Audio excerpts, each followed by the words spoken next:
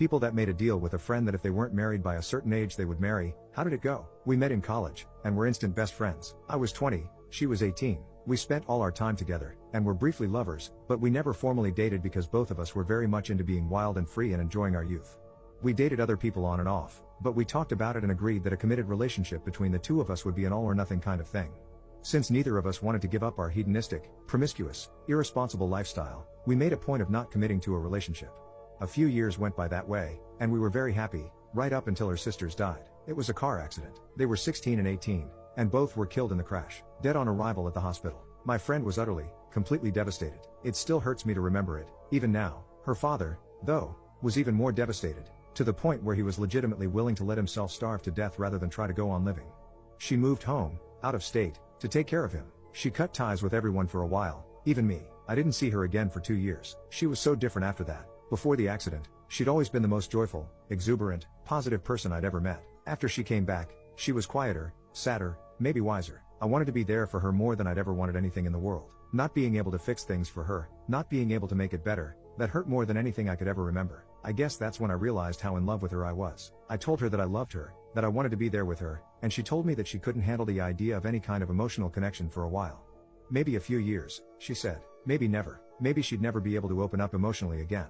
She said she needed space from me, particularly from me. She said she needed to figure out what it meant to be alive in a world where her sisters were gone. She asked me to give her time, and I told her that I'd give her anything she wanted. She told me that she'd never been happier than she was when we were together. I told her the same. I told her that I understood, and that's when we made our pact. I was 25 then, and she was 23. We agreed, if she turned 30 and I turned 32, and if she had learned to heal, and if she hadn't fallen in love with someone else, and if I hadn't fallen in love with someone else, then we'd get married.